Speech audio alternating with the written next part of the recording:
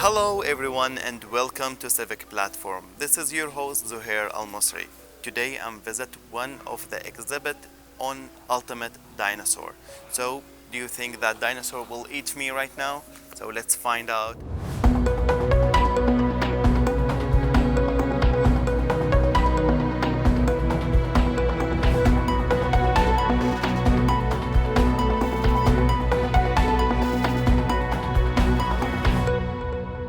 Hello, Zuher. Thank you for inviting me onto your program. My name is Graham Young, and I'm the Curator of Geology and Paleontology here at the Manitoba Museum in Winnipeg. The Manitoba Museum is our provincial museum which covers all aspects of human history and natural history or nature. We are in the Alloway Hall, which is our changeable exhibit hall. You can see that it's a very grand space behind me, and at the moment we have this wonderful exhibit on dinosaurs from the southern continents. This is an exhibit that I first saw at the Royal Ontario Museum quite a few years ago, and I thought at the time this was an exhibit we really needed to bring to the Manitoba Museum. Then I learned that the exhibit was being put together in a touring version by the Minnesota Science Center. These are the dinosaurs who lived on the land masses that we now call Africa, Madagascar, and South America. In the age of the dinosaurs, in the early part of the age of the dinosaurs, the continents were all put together into one giant supercontinent called Pangaea. Then, as the age of dinosaurs progressed, somewhere around 200 million years ago, the continents began to pull apart so that we had one grand southern continent called Gondwana and one grand northern continent. And that southern continent is what became Africa and South America. As the continents separated, the dinosaurs became more different, and the southern dinosaurs developed their own characteristics. So we see dinosaurs here that are different from the familiar dinosaurs of North America.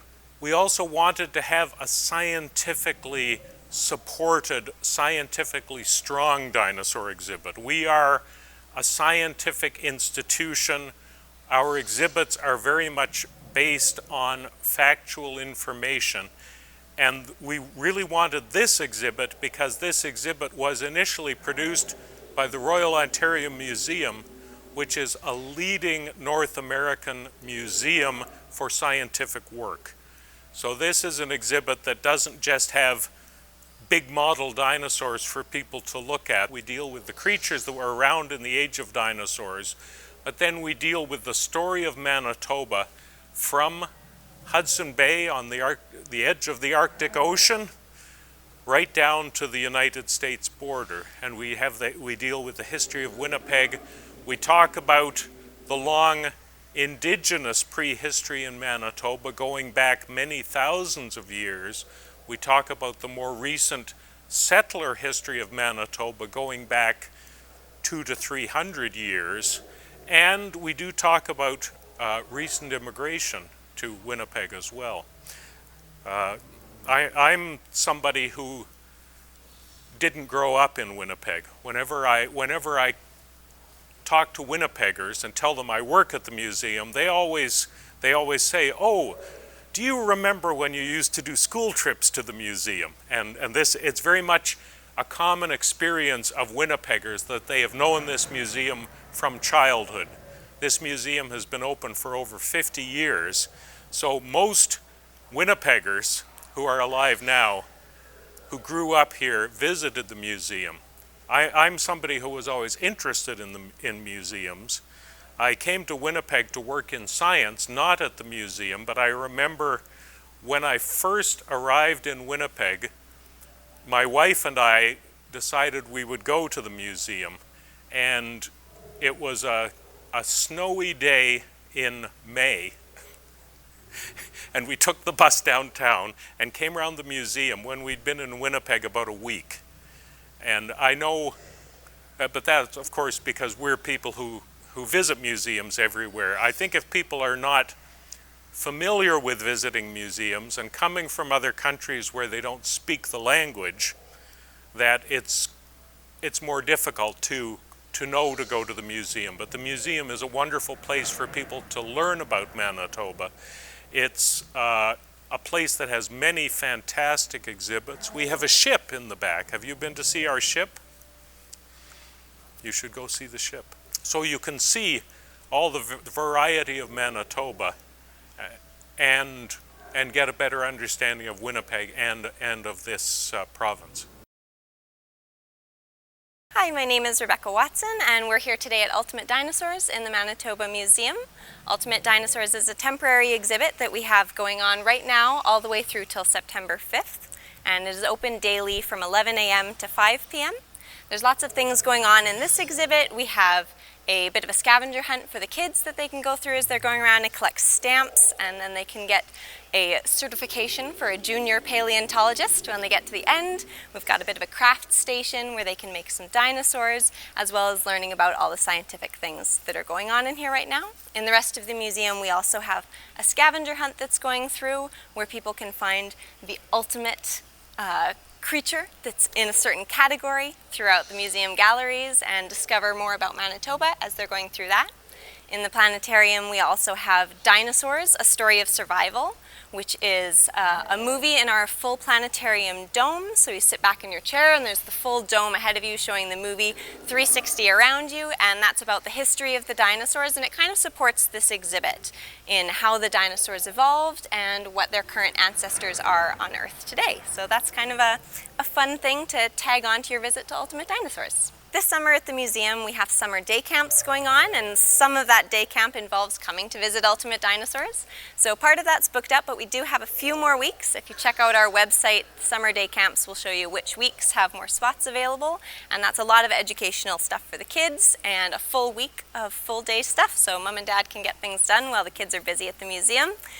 If you're coming to visit the museum in a group of 10 people or more, you can call ahead with our reservations coordinator, and you can get a discount for your visit when there are 10 or more people coming along. So that's worth looking into if you're coming with a group.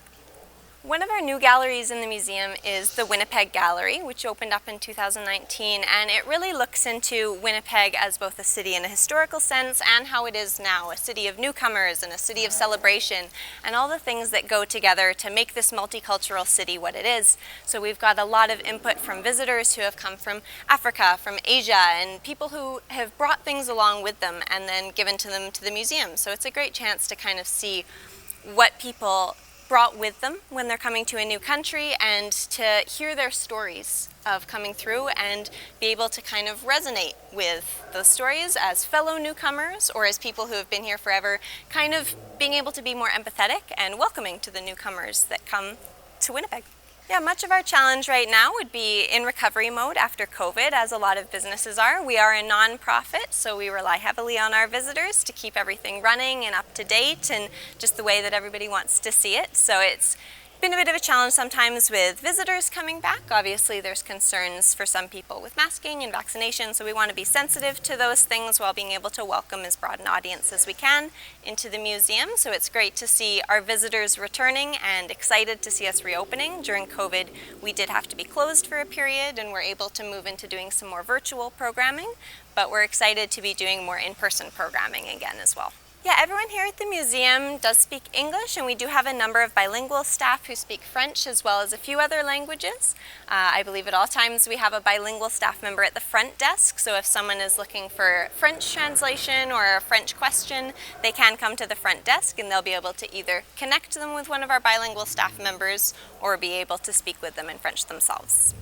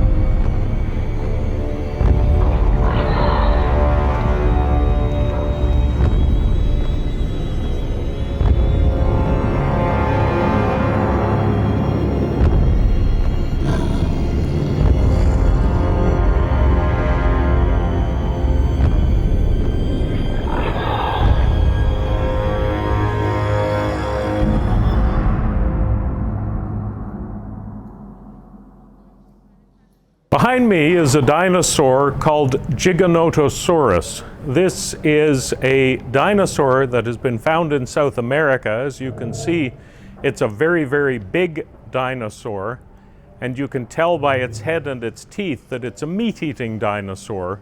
So it belongs to the dinosaur group called the theropods. Theropods include well-known dinosaurs such as Allosaurus and Tyrannosaurus rex. The fascinating thing is that different groups of theropods evolved on the different continents. So in North America, we get Tyrannosaurus rex and its relatives such as Albertosaurus. But on the southern continents, we get some very different theropods. This dinosaur, Giganotosaurus, was very large. Some scientists think it was heavier than Tyrannosaurus rex. So this may have been one of the very biggest meat-eating dinosaurs. In some respects, we could call it a cousin of Tyrannosaurus rex, but it's a very distant cousin because they were in separate families for many millions of years. And its skull is quite different from that of Tyrannosaurus. It may have been perhaps a bit less powerful as a predator than Tyrannosaurus. But it's very interesting to see that we get these very different dinosaurs doing similar roles in the world, in the same way that in the modern world we get different animals in different continents but doing similar things, the way that we get lions in Africa but we get tigers mostly in Asia. So this would be a comparable sort of situation. This was a meat-eating dinosaur, probably a predator that ate other dinosaurs, although some people suggest that maybe it was a scavenger that also ate things that were already dead. But it probably hunted other dinosaurs. I think we are very fortunate. Our distant ancestors were living at the time of these dinosaurs, but our distant ancestors were very small creatures. We are fortunate that our ancestors were very small creatures because the dinosaurs became extinct because an asteroid crashed into the Earth in what is now the Yucatan Peninsula of Mexico.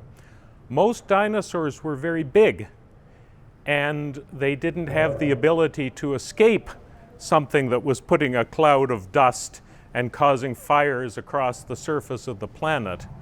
But small animals could go into burrows and could eat things like seeds that they had stored away. So we're fortunate that our ancestors were small, and once the dinosaurs were extinct, then the mammals took over the Earth very quickly. So we moved from the age of dinosaurs, and geologically speaking, quickly, in a few million years, we had a great variety of mammals all across the Earth, and some mammals were getting very big very quickly, getting to be the size of things like rhinoceroses. But all of those mammals had very small ancestors in the age of dinosaurs. So the question is, are the things that our kids see in cartoons about dinosaurs accurate? And I guess the answer is many things are accurate and many things are wildly inaccurate. So you would need to know what your source is. Some cartoons attempt to present the ancient world. You get some cartoons, for instance, where maybe people travel back in time and visit the age of dinosaurs. Some of those may be very accurate.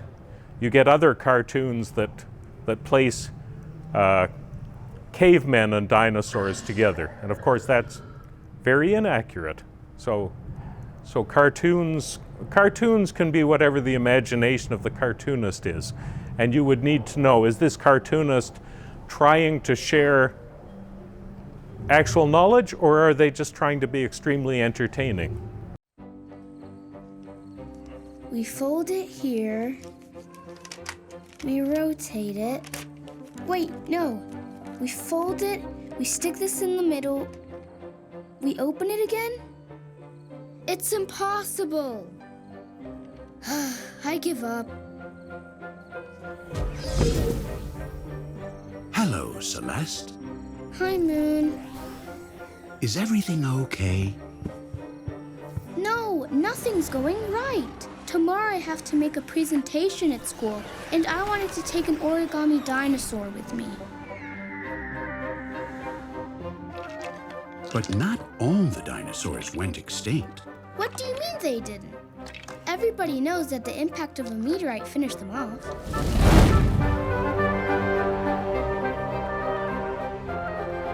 And what if I told you that there are still dinosaurs among us? That would be amazing, but... Well, they're much closer than you think.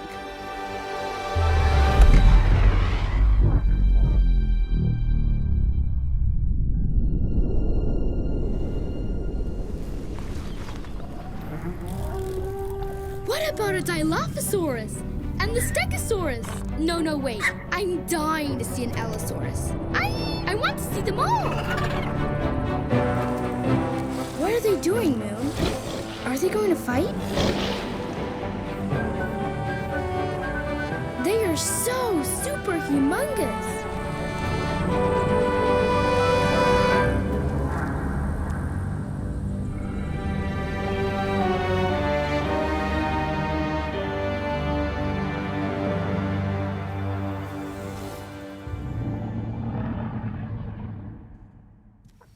A chicken? What does a chicken have to do with a dinosaur?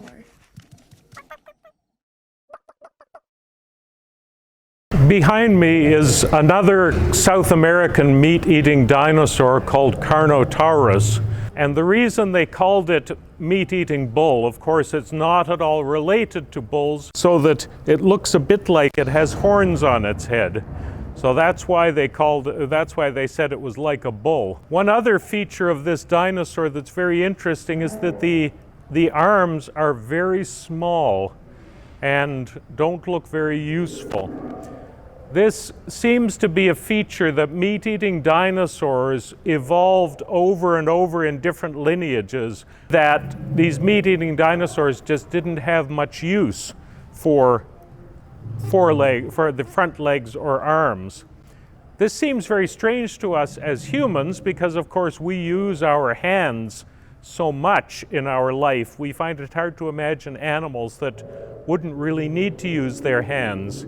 But if you think about big birds nowadays, big land birds such as ostriches, cassowaries, and emus, these all have almost lost their wings. They have tiny wings. They have no hands, but they have very large and powerful legs and powerful heads. And clearly an animal can do very well without having hands or front legs to make use of. So this would be an example of that sort of thing, very similar to Tyrannosaurus rex in that way. The question is about the atmosphere in this space. We have many video screens showing different aspects of the life of dinosaurs and other creatures of that time. We have sounds of dinosaurs.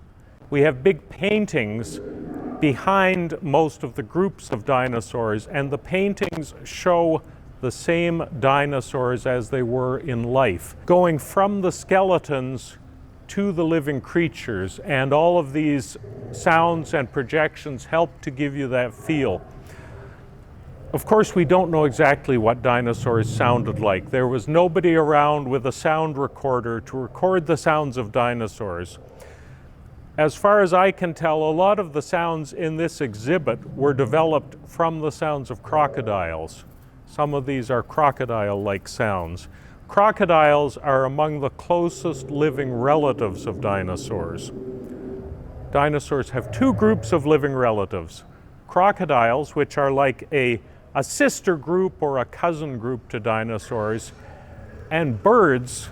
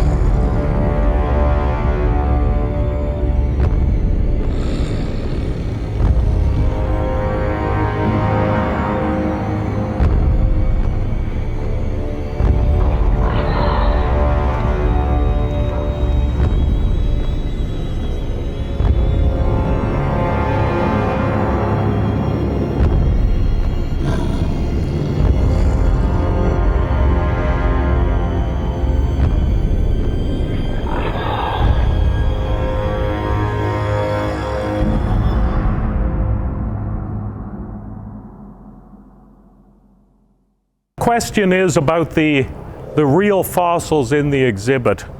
One of the things that appealed to me about this exhibit was that it was based on the real things. Unfortunately, the big skeletons you see cannot be real. Dinosaur skeletons are simply too heavy and too fragile to ship around and put up in different museums. But we do have a lot of real bones in this exhibit, that either of those dinosaurs or of other creatures that lived with the dinosaurs. We're trying to understand the environment of the dinosaurs. We want to show the broad grouping of creatures. So we have bones from things like crocodiles and sawfish that lived in the rivers, and the dinosaurs lived on the edge of those same rivers. My name's David. Brought the kids and my nephew and my wife and my family. Came down to see the dinosaur exhibit. Kid's pretty obsessed with dinosaurs, so he's collecting his junior paleontologist stamps. But really it's for me, but let's be honest. Dinosaur exhibits are sweet. You know, I grew up in Alberta, right, going to the Royal Tyrrell Museum in Drumheller myself, so it's nice to be able to, you know, bring the family down, look at the different fossils, show them, you know, the history of the planet, all that kind of stuff, right? So it's good. He's a bit too young for it, but he likes dinosaurs, right? Walks around saying roar. It's great. Something this exhibit uses as a way to tell its story is that it links everything through plate tectonics. Plate tectonics is the scientific work that allows us to understand how continents have moved through time. You may know that our continents are moving. So North America is moving away from Europe and Africa, even now.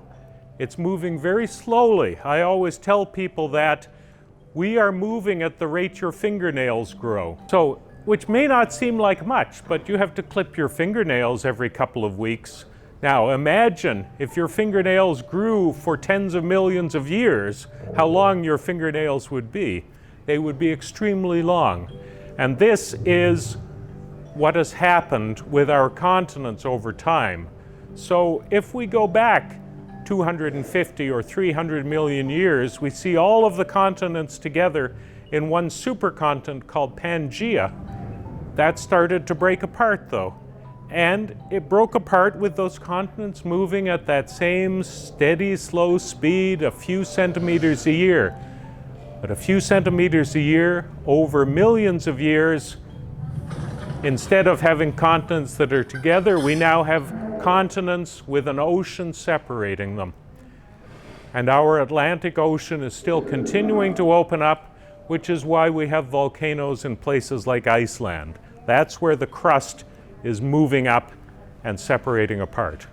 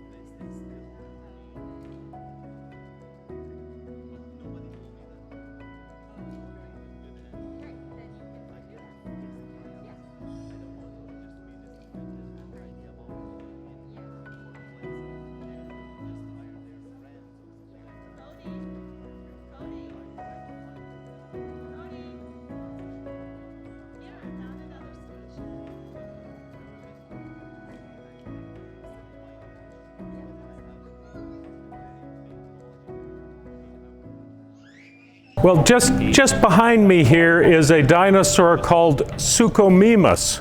This is a member of the group called the Spinosaurs, and those who have watched the more recent Jurassic Park movies might be familiar with the dinosaur called Spinosaurus, which I think they had a bit of a creative interpretation of in the Jurassic Park movies.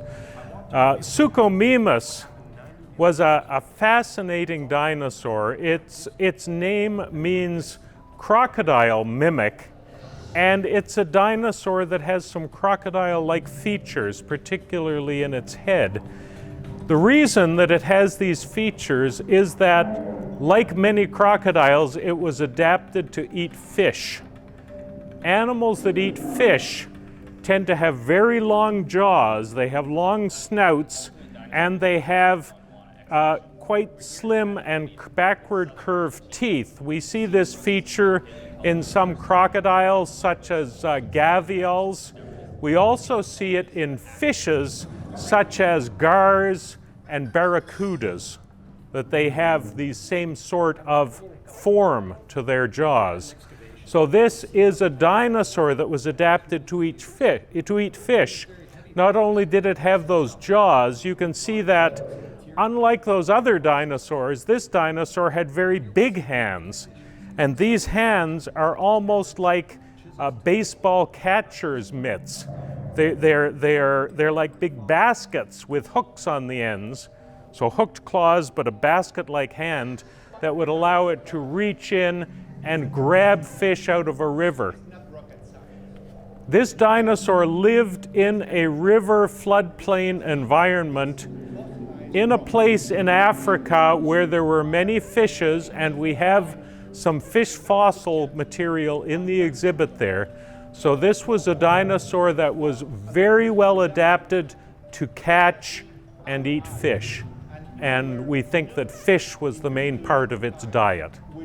So it was a meat-eating dinosaur, but not one that ate other dinosaurs. Well, my name is Haydar Nouri, and I'm here today with my family. We came to see the museum. We haven't been here for so long, even though we live here in Winnipeg. But it was a nice thing to do, especially we're in holy days right now. It's like for our religion, we call it Eid, so we're celebrating Eid right now. So it was a nice thing to do with the kids and